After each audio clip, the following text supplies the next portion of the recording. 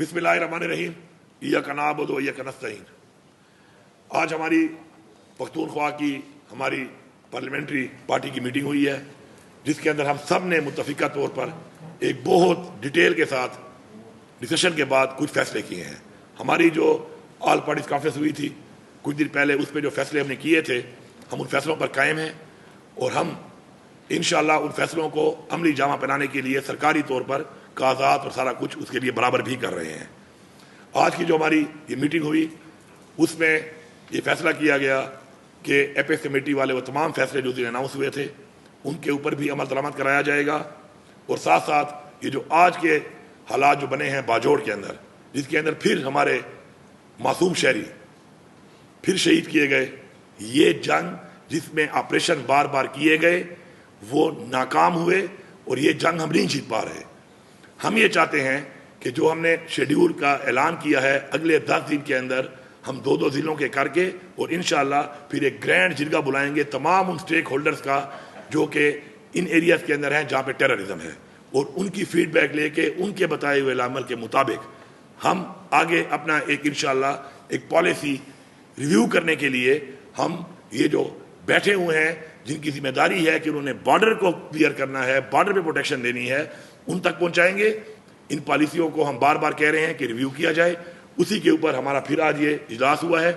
हमने उसके ऊपर जो भी बातचीत की है, अभी हमारे अगले 10 दिनों में इंशाल्लाह जिरगे होंगे। उन जिरगों का एक मुफस्सिल तरीके से डिस्कशन के बाद एक बयानिया होगा, लाअमल होगा, और हम उम्मीद करते हैं कि उसी के मुताबिक आगे की कार्रवाई जो है वो हम करेंगे। दहशतगर्दी का खात्मा हम चाहते हैं, लेकिन उस तरीके से जिससे अवाम का एतमाद भी हो और हमें खात्मा कर भी सके। इसके अलावा हमारा action in aid of civil power, ये जो एक हमारा एक चल रहा है सूबे के अंदर, इसके ऊपर भी हमारे तफूज़ात हैं। उसके ऊपर भी हमारा इंशाल्लाह यकम से स्पीकर साहब को बता दिया गया है, इंशाल्लाह यकम से हमारा असम्बली का इजलास शुरू होगा। उसके अंदर हमारी बाकी डिस्कशन के साथ इसके ऊपर भी डिस्कशन होगी कि क्या इससे कोई फ़वायद हो रहे हैं या इससे नुकसान हो रहा है, और फिर वही एतमाद ख़त्म हो रहा है या एतमाद बहाल हो रहा है। हमने अपने लोगों का एतमाद बहाल करना है, और एक वाज़ेह पैगाम है यहाँ पर सबके लिए कि हम अपनी आवाम के साथ खड़े हैं, हम अपनी आवाम के लिए हर हद तक जाएंगे। ये हमारा सूबा है, ये हमारी मट्टी है, और हम इस मट्टी को अपने उन फैसलों के साथ ख़राब नहीं कर सकते जो फैसले हम पे मुसल्लत किए जाते हैं हमारे मशवरे के बगैर। इसलिए एक वाज़ेह पैगाम है, पूरी आवाम को ये पैगाम है कि पख्तूनख्वा की हुकूमत, इमरान खान की पूरी पार्टी, हम सारे इमरान खान के कारकुन और बैसियत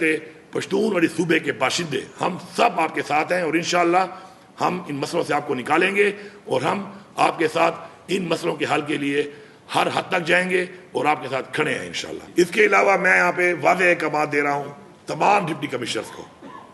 कि किसी तरह का कोई भी कैसी भी हालात में किसी तरह का कर्फ्यू का आर्डर आप नहीं करेंगे जब तक आप होम से परमिशन नहीं लेते।